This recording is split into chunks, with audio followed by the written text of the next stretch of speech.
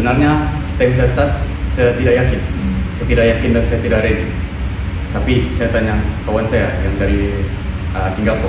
Dia bilang sama saya, kau mau takut apa? Kalau benda itu fail pun, kau punya project ataupun kau punya syarikat yang fail, bukan diri kau. Kau ada masa yang sangat panjang untuk buat balik benda sama atau buat balik benda baru.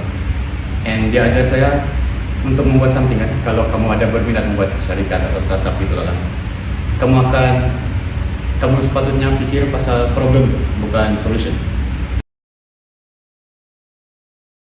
Halo semua, kembali lagi ke FKI Borak Bites Podcast, di mana ide dikongsi, pengalaman diceritakan, dan reality pelajar FKI dibongkarkan. Seperti biasa, saya Jessera sebagai moderator Anda. Jadi, untuk episode kali ini, kita akan membawakan sesuatu yang agak istimewa. Kenapa? Sebab kita punya panel adalah satu-satunya panel daripada tahun 1 mengambil software engineering, dan panel kita juga akan membahaskan sesuatu mengenai dengan startup. So, sebelum kita move kepada soalan-soalan yang kita akan tanya kepada panel kita, saya akan kenalkan dulu. Oke. Jadi panel kita ini merupakan salah satu member of the Young Southeast Asian Youth Leader Malaysia on Entrepreneurship and Innovation, co-founder of Kosa TechWorks, CEO and founder of Linku Education, and also a founder of Silip Initiative. Jadi saya kenalkan panel jemputan kita untuk episode kali ini, Khairul Isnil. Hai semua. Oke, sebelum kita masuk ke dalam perbincangan tajuk episode hari ini, yaitu From Idea to Startup, selalunya orang bilang tidak kenal maka tak cinta. Oke? Jadi sebagai pembukaan, mungkin panel boleh kongsikan sedikit background dari segi pendidikan kah atau pencapaian sampai sekarang. Oke, hai, nama saya Khairul Isnil bin Rusli, lebih dikenalkan sebagai KY. Saya merupakan pelajar Year 1 Software Engineering, and background in education saya mengambil diploma in Computer Science di UiTM KK. Dalam education diploma saya, alhamdulillah saya dapat Vice Chancellor Award and Best Graduate Award by the faculty. And right now, saya pursuing untuk sambung lagi lah Computer Science sebagai Software Engineer. Selain itu, saya juga merangkumi Timbalan Ketua Exco Perusahawanan untuk Persatuan Mahasiswa Fakulti Komputeran dan Informatik di UMS. Ada lagi mau tahu? Sabar. Oke. Jadi, kita akan memulakan pembukaan sedikit, alright? Bolehkah panel kongsikan apa startup yang panel sedang jalankan sekarang? Oke, saya rasa dia tidak bagus lah untuk terus explain pasal startup sekarang kan. Saya rasa kamu patut belajar history untuk semua apa yang saya buat dulu. Oh, Kalau saya lah. Boleh. Sebenarnya saya membesar bukan family yang privilege ataupun ada financial safety net. Jadi saya rasa mungkin benda tu yang membuat saya berminat untuk membuat startup ni. Sebenarnya dulu saya belajar sains komputer ni dari darjah 1 lagi. Tapi tiadalah minat sangat kan. Kita time darjah 1 apa kita minat, belum lagi ada kan. Tapi saya berminat satu benda aja time tu. Saya berminat buat something, buat baiki benda. Sebab dulu saya suka main game. Tapi bila bapa saya punya PS2 tu rosak, dia tidak belikan baru. Jadi saya terpaksa mengambil inisiatif masa saya darjah 2 untuk membaiki PS2 tu. Jadi di sanalah saya belajar wiring semua tu. Dan benda tu membawa saya kepada masa SMK, saya buat baiki-baiki laptop untuk kawan-kawan gitu. And then finally di UiTM, masa saya ambil diploma, saya buat benda tu di bilik. Saya nampak, oh di sini banyak student dan most students pakai laptop. Dan saya nampak itu sebagai business opportunity lah kan. Sudah pandai membuat benda tu, jadi saya fikir, oh ini untuk mendapat pendapatan ekstra. Jadi saya buat di bilik. Bila saya buat di bilik, saya sedar ramai pula student yang memerlukan inisiatif service ini. Jadi apa kami decide ialah time tu ada macam pesta keusahawanan di UiTM lah. Jadi kami decide untuk collab dengan fakulti kami, which is Fakulti Sains Komputer dan Matematik, di mana kami membuat kedai fizikal. Tetapi saya punya goal time tu, initially lah, saya punya goal sebenarnya satu je, saya mau duit. Tapi saya tidak sedar yang sebenarnya itu bukanlah saya punya matlamat terakhir. Sebab masa saya start tu bisnes, jujurlah, beberapa bulan first tu saya lost. Saya hilang banyak duit. Sebab apa? Sebab time tu student computer store. Jadi semua pekerja-pekerja dari dia punya accounting, dia punya manager, technician, semua pelajar. Dan apa yang saya fikir time tu, oh saya pandai baiki komputer, tapi saya tidak pandai run business. Jadi saya panggil kawan-kawan saya yang ambil business administration untuk ajar saya macam mana mau buat accounting, macam mana mau buat balance checkbook tu, debit and credit semua tu, dan apa yang patut saya buat untuk menambah lagi semuanya. Dan saya sedar benda tu dia tidak boleh buat satu orang. Saya sedar kita sangatlah limited dengan masa kita. Specifically kita sebagai student lagi kan, kita ada assignment, kita ada project-project mau buat. Jadi apa yang saya buat, inisiatif saya panggil orang. Saya panggil orang untuk bekerja di sana. Tetapi time tu saya sedar di UiT MKK tidak ramai yang pandai baiki komputer. Dan ada yang beberapa baiki pandai pun, dorang tidak mau masuk campur. Jadi inisiatif kami ialah kami ajar student-student. Tidak semestinya dorang dari fakulti kami ataupun fakulti hotel. Dorang boleh join, kami akan ajar dorang step by step macam mana mau diagnose dan macam mana mau baiki benda. Dan itulah saya punya first business di dalam UiTM. Dan UiTM time itu bagus juga, dorang memberi kami sewaan free. Jadi kami tidak perlu bayar sewa. Sewaan apa nih? Sewaan tempat. Sebab itu kedai fizikal kan. Jadi kami tidak payah bayar apa-apa. Kami cuma bayar elektrik dan air saja. Jadi itulah starting dah. And then saya sedar saya lebih suka membantu orang daripada mendapat duit. Jadi terbaliklah saya punya inisiatif tu. And then time tu saya struggling with money lah, saya jujur. Sebab time tu ada banyak projek lagi mau buatkan. Saya struggling dengan duit. Dan time tu saya tiada scholarship. Sebab kalau di Labuan kami tidak boleh apply BKNS. And kebanyakannya kawan saya apply BKNS. And diploma saya semua self-funded.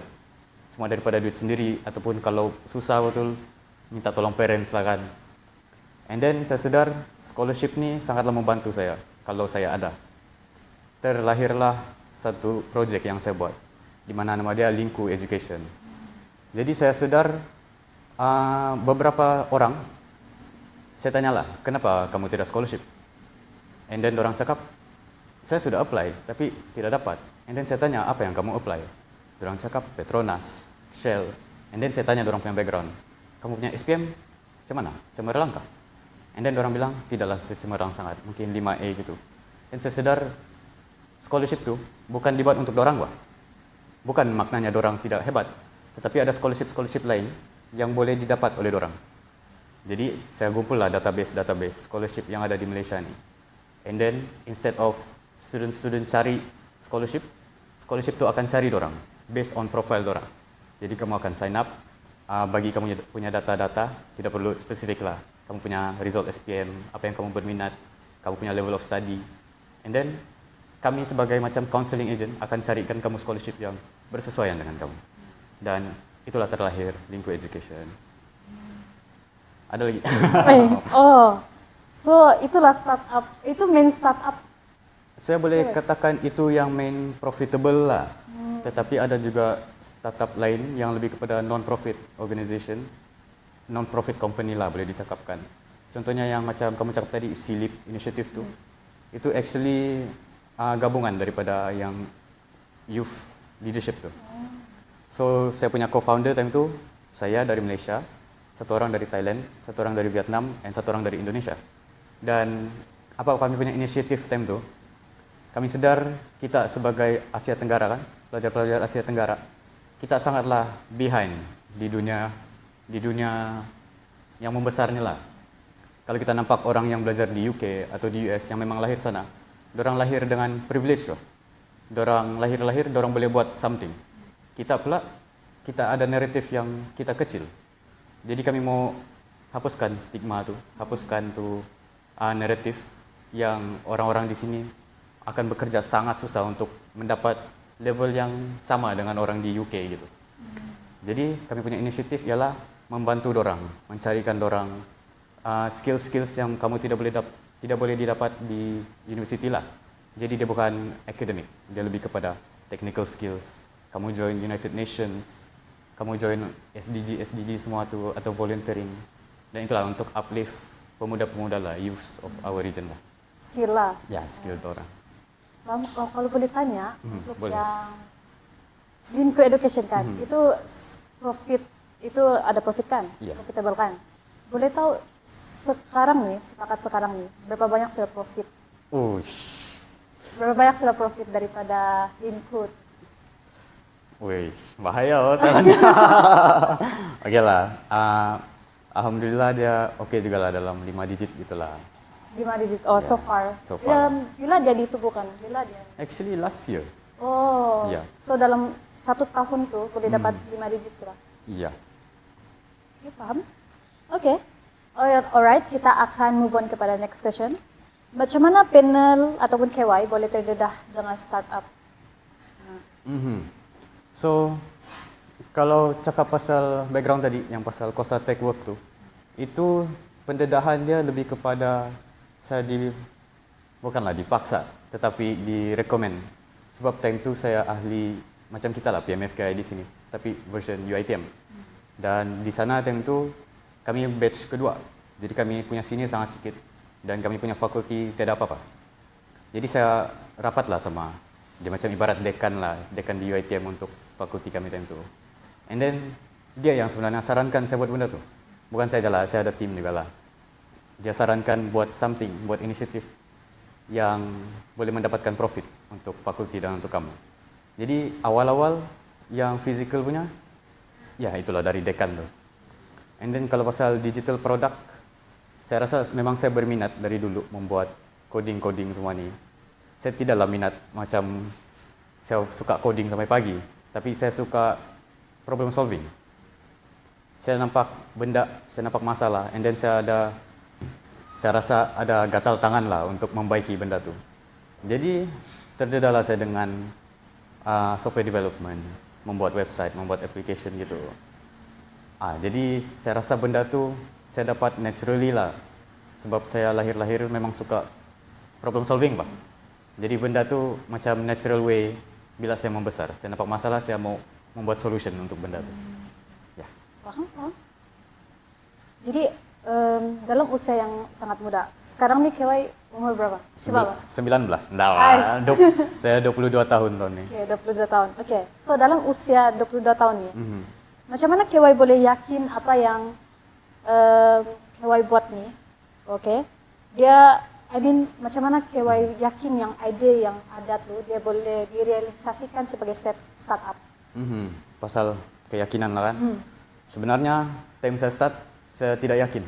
Saya tidak yakin dan saya tidak ready.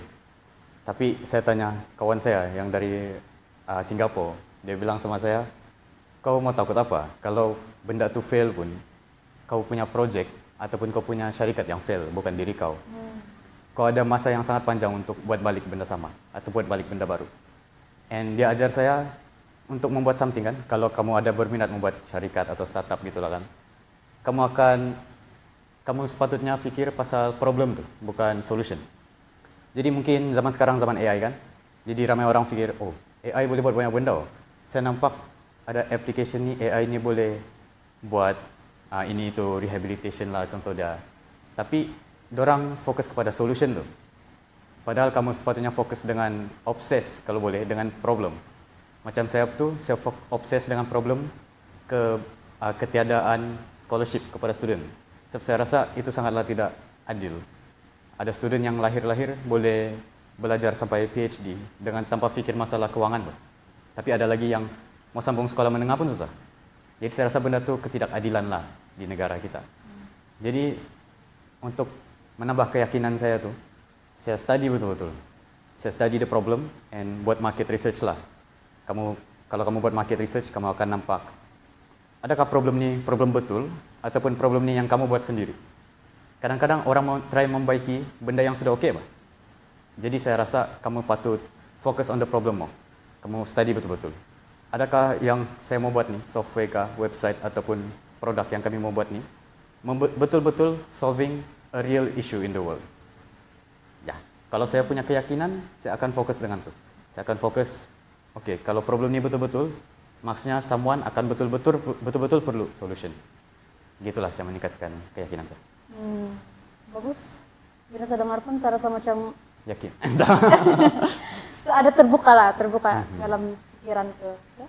Oke, so kita masuk kepada soalan seterusnya. Apakah cabaran yang terbesar dari segi mental lah apabila KY sudah kan sekarang student, at the same time buat startup. Jadi apa cabaran kalau dari aspek mental lah?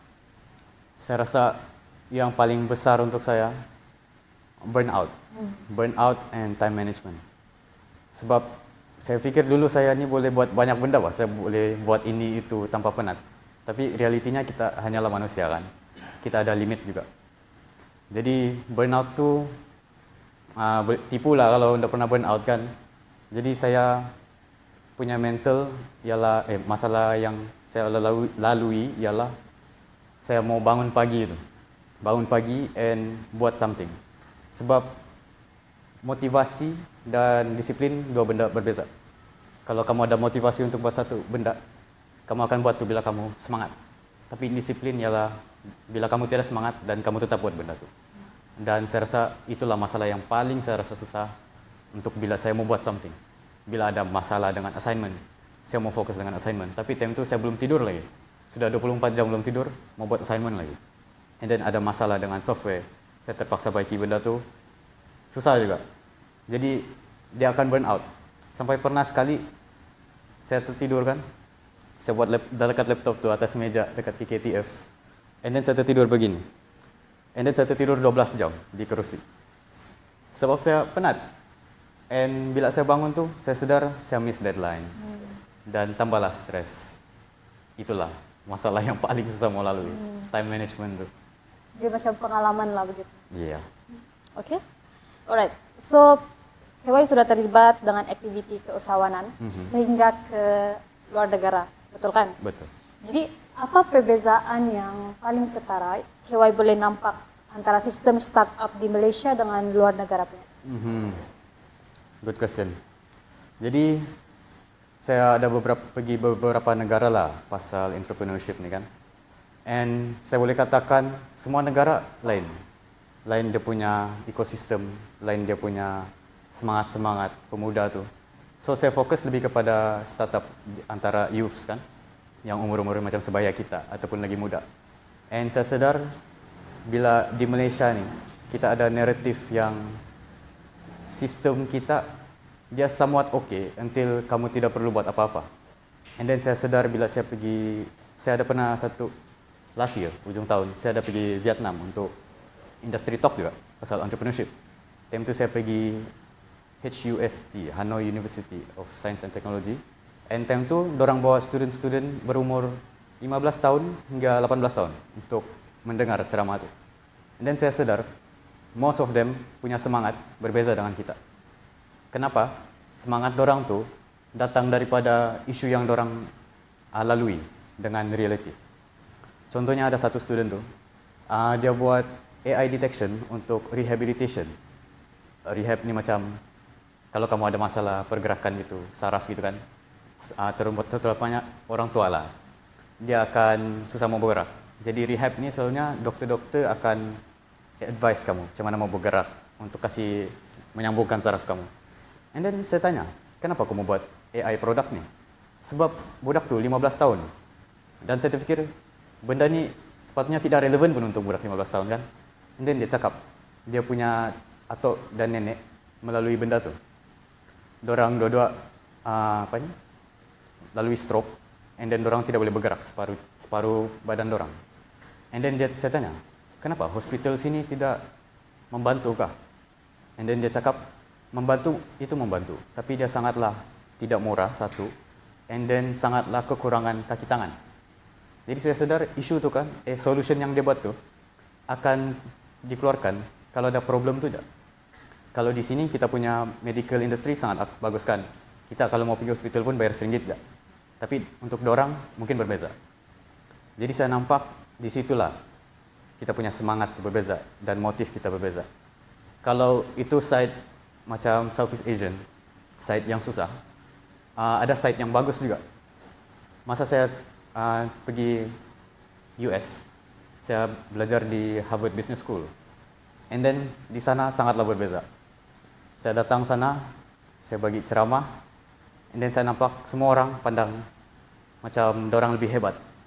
Sebab memang betul, dorang privilege. Contohnya kan, kalau mau buat server lah kan, untuk server hosting website.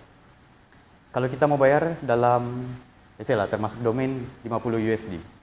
And then bagi kita 50 USD itu berapa? Sudah 400, 200. Kurang 8. Gitu-gitulah. Tapi bagi orang tuh 50 dolar. 50 dolar itu yang di dalam dompet kamu aja. Jadi orang tidak sedar privilege orang tuh. Tetapi sebab itu juga orang punya solution lebih tinggi dari kita. Orang punya motif untuk menyelesaikan masalah yang lebih besar daripada masalah kita. Saya tidak cakap antara Vietnam betul atau US betul. Cuma benda-benda yang orang mau memperbaiki, benda itu berbeza. Kalau di Malaysia pula, saya sedar di Malaysia ini dia macam middle ground. Kita sebenarnya maju tuh maju, tapi tidaklah termaju sangat. Dan kita tidaklah ketinggalan sangat. Ada benda boleh improve dan ada benda yang kita patut take away lah. Jadi bila saya sudah travel across the region kan, saya sedar entrepreneurship ni dia solving global issue. Dia bukan solving satu benda aja. Dia solving surrounding kamu. Dan mungkin sebelum ni lah, saya pun fikir startup ni pasal business, pasal profit and loss. Tapi bila saya belajar pasal social entrepreneurship, which is business yang ada niat, ada hati untuk membaiki something, membaiki kerosakan masyarakat. Benda tu mengubah saya punya perspektif.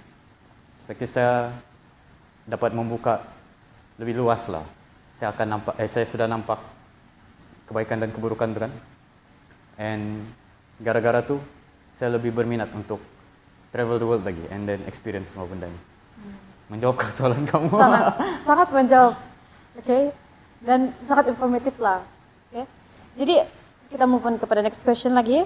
Sebab actually saya pun fokus betul mendengar apa yang Dewa cakap tadi. Sampai saya pun begitu. Tapi kita move on kepada next question. Okay. So, apa satu pengajaran atau budaya kerja startup dari luar negara yang paling memberi impact dan telah pun Kewai aplikasikan dalam bisnis sendiri? Oke. Time saya membesar lah. Masa umur saya 18-19. Saya perfectionist bah. Saya tidak suka bila something tu ada masalah. Saya tidak suka bila produk yang saya buat dia ada flaw. And then orang sedar flaw tu. Jadi kan, benda yang saya culture shock. Bila saya sedar di Amerika, dorang lebih banyak fail, itu menunjukkan kamu lebih bagus. And then saya terfikir lah, kan kamu buat bisnes. Kalau fail, kenapa itu sukses? Saya tanya dorang lah, benda tu. Dorang bilang, dorang punya budaya sangatlah berbeza dengan kita. Budaya dorang akan cuba balik. Dorang akan fail, maksudnya dorang ada belajar benda baru. And then gara-gara tu, inisiatif dorang bergerak dengan laju. Macam contohlah, kalau semua orang ada mindset saya kan, yang saya mau ready dulu, and then saya mau perfect, saya punya produk dulu, baru saya jual. Contohnya saya buat website, saya mau website tu perfect, saya buat security semua okey, baru saya jual. Tapi benda tu, dia akan melambatkan saya punya progress. Dorang punya budaya pula. Kalau kamu ada baca buku The Lean Startup, dia ada talk about MVP. MVP ni minimum viable product. And itulah budaya dorang. Bila dorang membuat solution kan, contohnya dorang buat accounting solution untuk kedai-kedai. Dorang akan fokus dekat accounting solution tu je dulu. And then dorang akan test dekat dorang punya customer. Terus customer dorang bagi feedback, kalau dorang gagal buat something, itu yang dorang baiki. Meanwhile, kalau saya buat benda sama di sini, it will take me around 10 bulan untuk launch. Sedangkan dorang first month sudah dorang launch. And then dorang profit loss sudah dapat. Saya pula tahu-tahu lepas 10 bulan tiada semangat sudah. And then produk tu tidak jadi. Boleh ulang tak soalan dia? Macam jauh. Tapi dia menjawab juga actually. Maksudnya di sini soalan dia pengajaran ataupun budaya dari startup dari luar negara yang KY dapat tahu and then aplikasikan dalam bisnis sendiri. Ya. Dan sekarang itulah yang saya aplikasi. Bila saya nampak macam features yang saya perlu buat kan. Sebab dulu dia lebih kepada yang link to education lah. Dia lebih kepada database je pak. Dia lebih kepada kamu cari sendiri scholarship tu kan.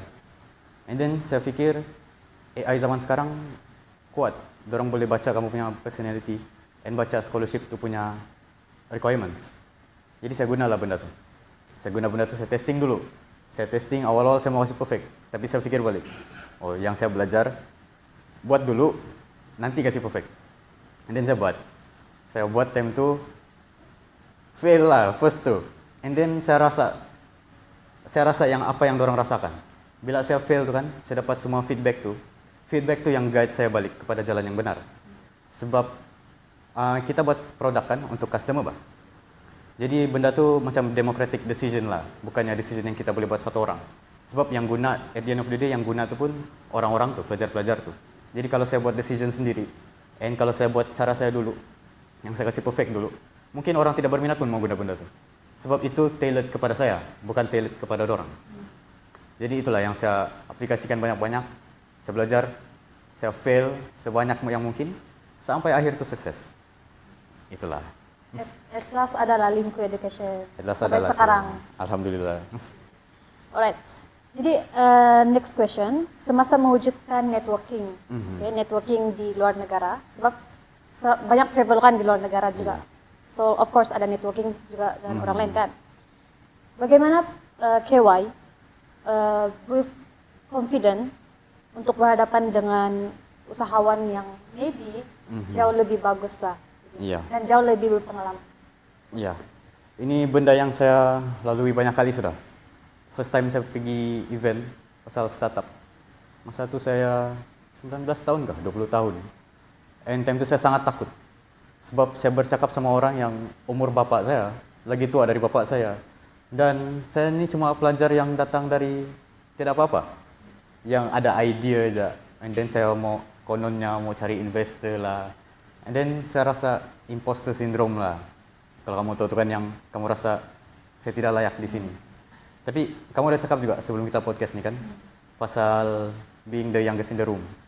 And itulah yang saya terasa dulu. Awal-awal saya takut being the youngest in the room. Saya rasa saya tidak layak di sini, sepatut keluar aja. Tapi bila kita fikirkan isu yang sama tu, being the youngest in the room, dia sebenarnya benda yang baik. Kalau kamu in the room kan, and kamu the youngest, kamu sebenarnya ada advantage yang dorang tiada, yaitu masa.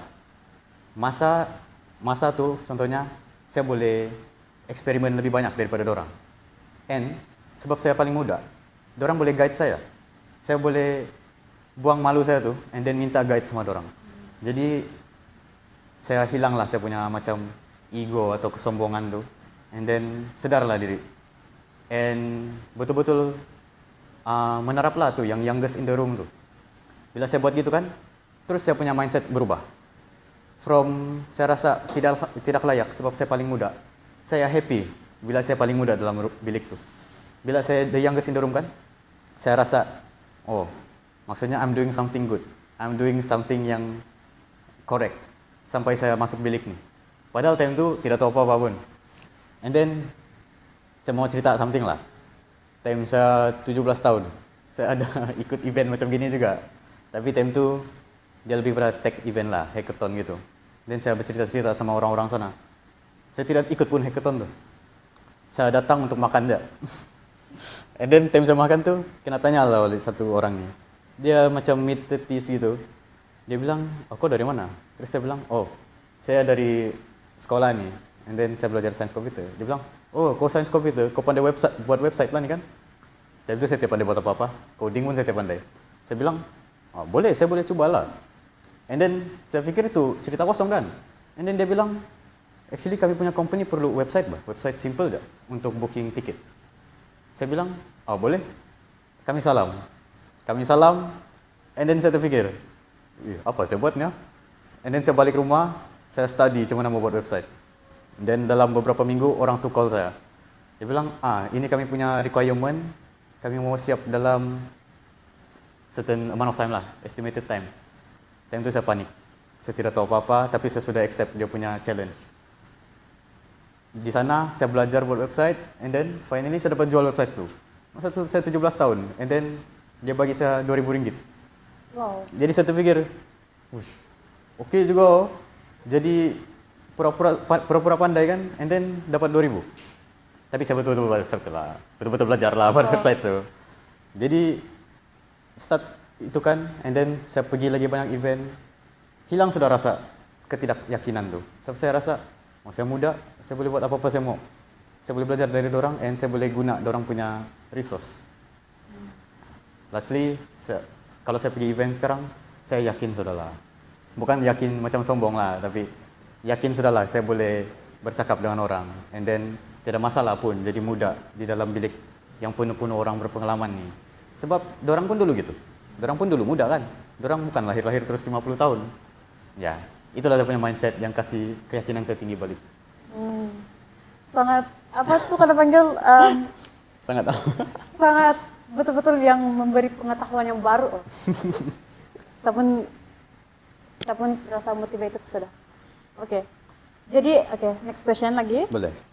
Sepanjang mengurus startup, okay, apa new skill yang KY belajar untuk mengekalkan startup itu sampai hari ini?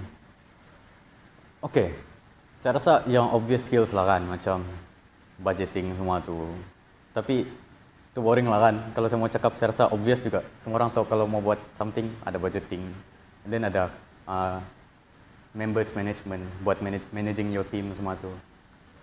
Jadi saya rasa yang itu obvious. Tapi saya mau explain pasal benda-benda yang orang nampak di belakang tabir. Contohnya, skill-skill yang saya belajar kan.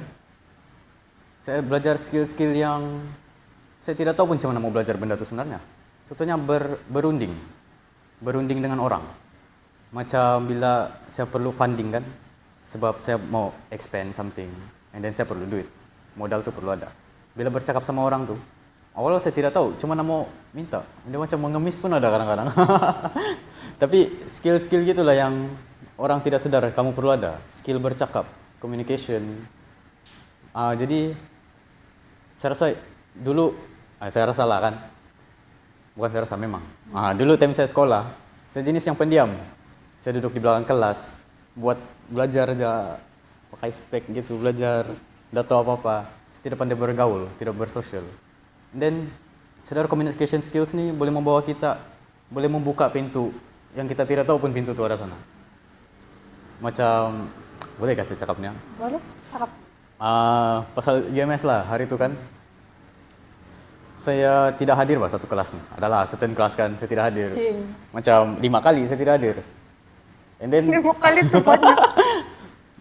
Sorry dekan dah. 5 kali lah saya tidak hadir. And then saya masuk kelas tu, saya duduk sudah saya datang lambat. Dia cakap, "Khairul, after class jumpa saya."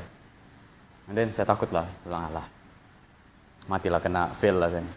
And then kan, saya guna saya punya negotiation skills tu. Awal-awal lepas saya jumpa dia habis kelas tu, dia cakap sama saya. Dia marah lah, dia macam mau fail. And then saya negotiate kan. Penghujungnya, lepas macam 30 minit kami bercakap, dia invite saya untuk jadi research assistant dia.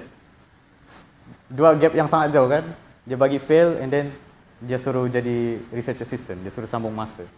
Jadi saya rasa negotiation skills tu boleh membawa kita jauh Pandai bercakap kan, kita pandai mengurus diri tu. Yang ini bad example lah, sebab example dia yang pasal buruk. Yeah. Tapi kalau in reality, kalau membuat pasal startup, keusahawanan ni, negotiation skills tu sangatlah penting. Ya, itulah satu skill yang saya sarankan semua orang practice, communication. Dengar tuh. Dengar tu. Oke. Alright. Jadi salah satu elemen penting dalam startup, tadi pun KY ada mention, is modal. Okay? Modal. Jadi macam mana KY boleh dapat modal sekaligus urus keuangan startup sendiri? Modal lah. Okay, first freelance saya freelance website dulu kan. Jadi itulah modal pertama saya buat website untuk company-company kecil atau klinik-klinik kecil gitu. Jadi adalah sedikit modal-modal. Tapi bila modal gitu kan dia cepat habis And then first yang bisnes saya buat tu yang Kosa Tech Work tu sama kawan-kawan saya tu, dia inisiatif university. Jadi dia tidak perlukan modal yang sangat banyak. Jadi time tu saya dengan kawan-kawan saya, kami kasih masuk lah berapa ratus ringgit dari duit pocket kami. Jadi saya lebih kepada, initially saya awal-awal tu lah, guna duit sendiri tak. Guna duit sendiri and then bila ada rollback tu, tahan dulu, nampak sudah duit sedikit masuk kan, jangan dulu guna untuk beli-beli barang. Invest balik dekat bisnes gitu. Jadi ya itulah cara dia. Kalau saya lah, saya punya modal yang awal-awal freelance and then second dia collaboration, jadi dia tidak menggunakan banyak. Oke. Menjawab. Tapi itu dari perspektif KY kan, KY Betul. sendiri punya diri. Macam mana pula kalau untuk mahasiswa atau mahasiswi yang dorang berjinak-jinak mau startup, tapi dorang ada tuh masalah keuangan. So, apa pandangan atau nasihat yang KY boleh bagi?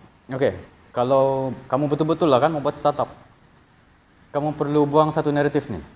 Kamu perlu buang satu naratif yang bila mau buat, kalau kita lah FKI, kita mau buat software produk, dia memerlukan modal yang sangat besar, berpuluh-puluh ribu. Naratif itu salah sebenarnya, sebab in development, kamu yang buat benda tu. Dan bila kamu buat, paling-paling kamu akan bayar dia punya server hosting, domain name. Di bawah 100 pun boleh dapat kalau kamu pandai cari. Jadi, kalau betul-betul mau coba kan, kamu refine kamu punya skills. Sebab modal kamu yang paling besar kan sebenarnya kamu punya skills. Skills kamu sebagai student tu, itu yang kamu asah. Sebab modal lain tidak penting sudah time tu. Sebab bila kamu ada asah sudah skill kamu kan, kamu punya skill tu boleh macam gini lah. Kalau kamu mau buat website sama orang, kamu akan bayar depending on the website 2.000 hingga 10.000. Tapi kamu yang buat website tu contohnya. Jadi dia punya modal pergi mana?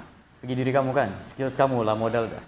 Jadi naratif tu kamu buanglah startup digital lah specifically. Startup digital untuk guna modal yang sangat besar. Sebenarnya dia guna modal yang sangat sedikit. And boleh coba. Kalau mau tahu boleh cari saya. Boleh coba. Nanti kami bagi number dia. Alamak. Oke, so kita move on lagi. Kita hampir di ujung sudah, tapi masih ada few question lah. Oke. So, ini mau tanya dari cara pandang KY lah. Selepas sudah didedahkan dengan luar negara punya budaya semua tu. Jadi macam mana sudah cara pandang KY terhadap potensi perniagaan, tapi dalam kalangan tempatan. Mungkin dalam kalangan siapa lah dulu kita mention. Okay. Interesting question. Jadi boleh ulang macam mana? Okay, since KY sudah pernah nampak cara budaya entrepreneurship di luar, macam mana cara pandang KY terhadap potensi perniagaan tapi dalam kalangan tempatan kita? Potensi ya. Okay, ada satu research by United Nations di mana zaman dulu problem-problem ni orang pandang remeh. Dia problem yang macam kamu cakap lah, region yang kecil, contohnya Sabah ataupun di Afrika gitu. And then benda tu makin lama meningkat gara-gara youth. Pemuda-pemuda yang zaman sekarang dorang tidak mau kalah bah. Dorang mau baiki, dorang rasa unfair hidup dorang. And bila dorang buat research tu, graf dia menaik. Makin banyak problem dulu kan, makin banyak kena solve gara-gara orang muda ni. Jadi, bila kamu cakap pasal potensi di Sabah gitu, sebenarnya sangat banyak. Sabah, kalau kita banding Sabah sama Semenanjung lah, sama KL gitu, dia jauh kan, dia macam dua negara berbeza lagi. Kalau saya di luar negara pun kan, tengah cakap, dorang akan cakap tuh, kenapa Sabah gini? Kenapa Sabah macam Kutan? And then KL macam New York. Then saya terpaksa explain lah, ada social divide gitu. Jadi kan, gara-gara itu saya nampak potensi dia lebih tinggi di tempat-tempat yang bermasalah. Kamu akan lebih susah mau menjual di macam pasar malam kan. Kamu bayangkan kamu mau jual keropok lekor di pasar malam. Mungkin ada orang beli, tapi banyak lagi keropok lekor sana kan. Jadi inilah dia punya analogi lah. Kalau kamu jual keropok lekor di sports event di UMS, dia akan lebih ramai orang pergi kan. Jadi itulah yang research UNESCO buat tu. Potensi dia kan lebih tinggi di tempat yang lebih bermasalah. Jadi saya nampak potensi dia kan lagi bagus lagi bagus kamu buat di Sabah. Sebab Sabah banyak benda yang kamu boleh baiki. Ya, jadi semangatlah. Semangatlah cari masalah dan buatlah solusi dia. Itu nasihat saya. Nasihat yang sangat bagus, guys. Oke, jadi second last question, alright. Apabila sebuah idea direalisasikan menjadi startup, oke, ia bukan lagi sekadar hobi ataupun side hustle, Betul. tapi satu komitmen. Betul. Jadi pernahkah KY rasa tanggung jawab sebagai seorang yang ada startup nih, terlampau berat sampai rasa macam mau berhenti? Ah, oh, personal lah. Personal question sudah. Personal answer juga lah. Okay. Saya rasa sangat berat lah. Dulu kan saya ni seorang yang sangatlah bersemangat lah. Saya fikir saya boleh buat semua benda. Sampailah saya kena humble gitu. Saya kena humble yang saya ni sekadar manusia biasa. Yang masa bukan milik saya. Dia milik Tuhan. Tapi betul sih. Bila saya rasa tu kan mau balance semua benda. Sedangkan startup, sebenarnya startup tu tidak begitu berat pun kalau itu je kamu fokus. Tapi saya dulu kan hidup saya sangat huru hara. Macam let's say lah at the end of last year lah. Masa bulan September gitu kan. Time tu saya tengah kerja di Maybank. Saya kerja di Maybank, saya tengah buat solution untuk orang punya backup system. And then time tu saya kontrak time tu. Tapi saya apply je UMS. Saya sambung belajar je. Padahal kontrak saya setahun lagi. Saya apply UMS. Saya fikir, oh saya boleh buat ni. Saya boleh tidak hadir UMS buat projek ni. And then saya fikir, okay, masih boleh buat ni dua benda. Dan saya buat startup saya. Urus startup. Saya fikir, oh masih boleh. Dan kali keempat, saya di-invite oleh US State Department tu. Kena bawa ke US. Macam ni kan, dari sini ke sana. Ke mana ni? Oh, sini ke sini. Time tu kan, hancur. Saya burn out. Saya betul-betul rasa penat sudah. Sebab, kalau kamu tahu kan, di Sabah, dengan tempat saya stay dulu, 12 jam. Jadi 8 pagi sini, 8 malam sana. Jadi saya punya tidur sini, tiada. Sebab 8 pagi kelas online gitu kan, saya masuk je kelas online. Walaupun time tu 8 malam sana. And then kelas, kalau kita sini 2 petang. Saya di kelas sana 2 pagi. Jadi time tu saya rasa kena humble lah. Sedar, Tuhan, saya tidak boleh sudah buat ni Tuhan. Saya mau give up sudah. Itulah saya punya personal take time tu. Saya betul-betul macam mau berhenti sudah. Saya mau drop out. Saya mau give up company saya. Saya mau lari dari Maybank. Semualah saya mau lari. Tapi apa yang membuat saya buat fikir balik. Saya fikir kenapa saya buat ni. Saya buat ni bukanlah sekadar untuk dapat duit. Macam saya cakap awal tadi lah, untuk menolong orang. Nolong family saya. Saya mau change the course of my bloodline bah. Supaya saya punya bloodline nanti, saya punya anak-anak boleh hidup dengan mudah saja. Bukan macam saya. Oke. Itulah semangat saya balik. Kasih semangat saya balik. So, jadi macam mana? Boleh KY share macam mana kau handle semua? Sebab burnout sudah kan, jadi mesti ada solution dia. Betul. Coba share. Solution dia kan. Kalau kamu kenal saya di luar lah kan, orang akan nampak saya jenis yang happy, kuat main-main kan. Dan itulah salah satu solution saya. Saya fikirkan kalau saya penat, buat penat. And then pura-pura aja happy semua tuh, menyamarlah jadi yang kuat main. Sebab kalau kamu menyamar tuh kan, kamu lupa kamu punya masalah-masalah di belakang tuh. Jadi saya punya teknik, saya pura-pura oke, sampai saya betul-betul oke. Jadi kalau saya brute force je lah. Saya hadapi je semua benda tuh. Saya sadar kalau saya quit, dia akan lagi teruk. And then saya punya solusi time tuh, buat jalan dengan penat, biarlah nangis kah, apakah, coba aja, coba sampai kamu mati.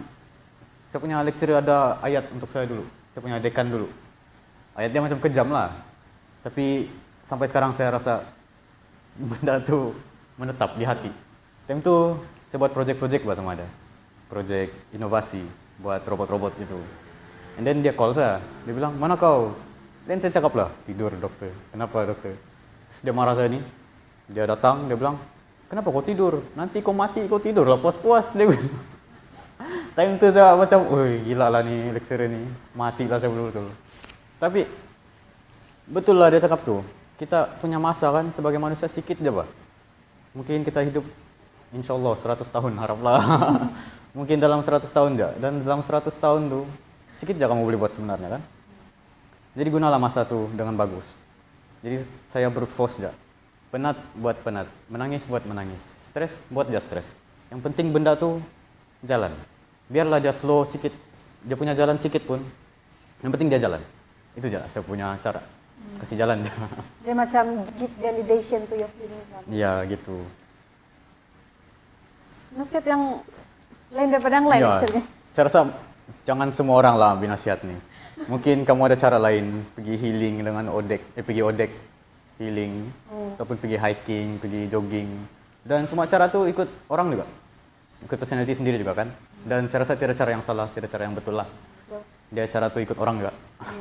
That's right. Okay. Before kita end betul-betul di last question, bolehkah KY kasih share satu pengalaman apa tuh bekerja sama dengan orang luar negara begitu? Mungkin boleh share positif and negatif perspektif begitu. Alamak. Change. Positif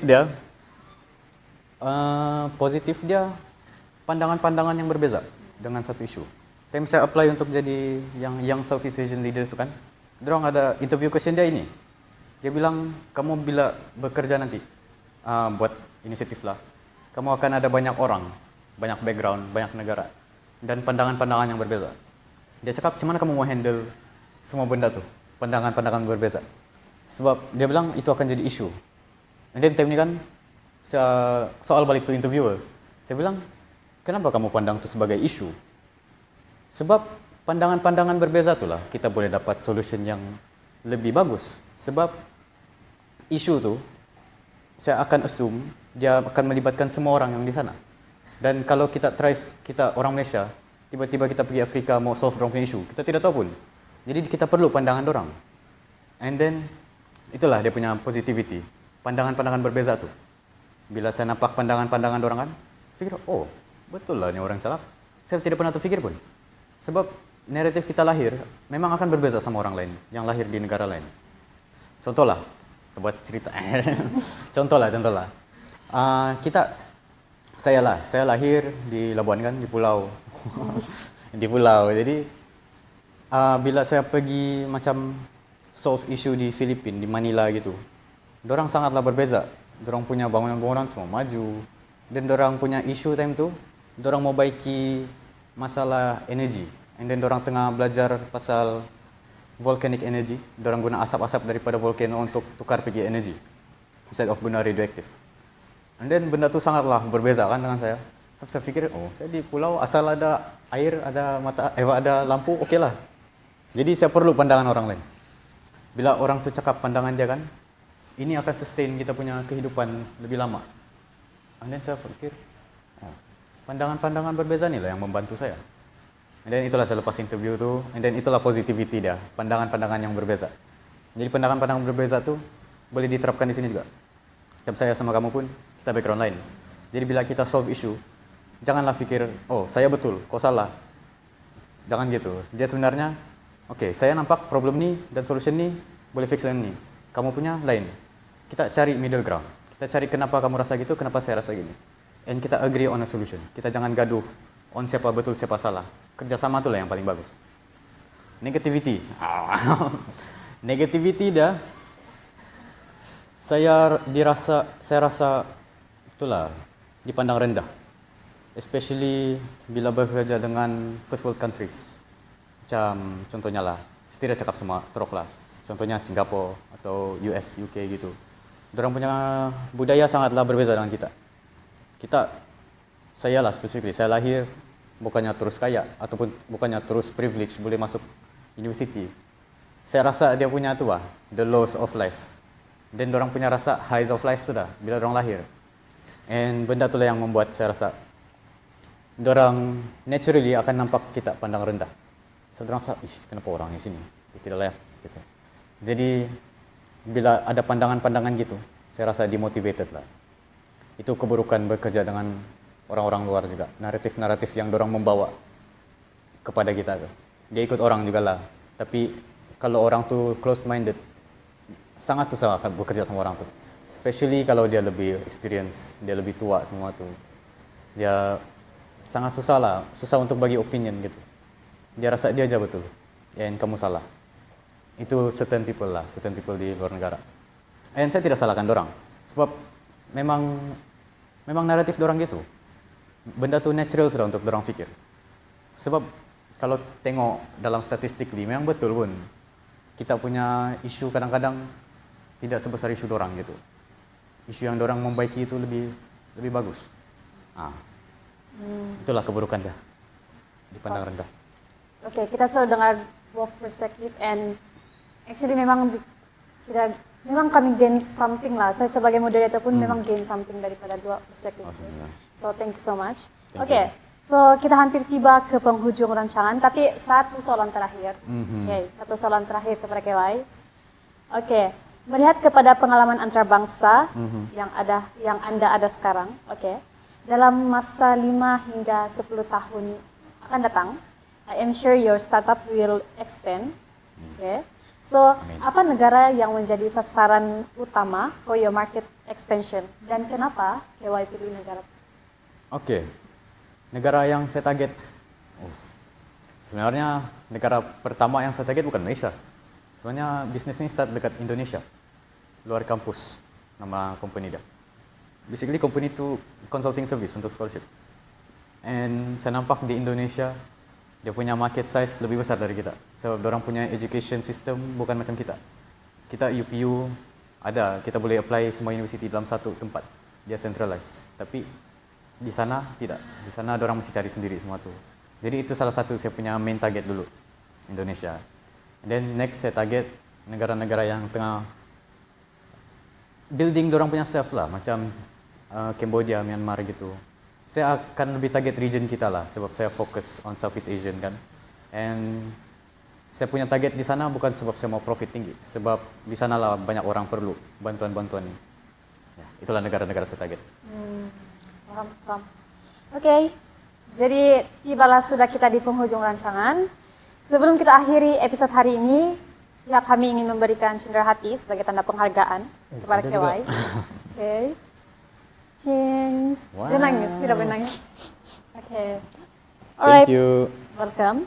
So, terima kasih sangat-sangat atas perkongsian yang sangat bermakna, sangat informatif, sangat memberi perspektif baru.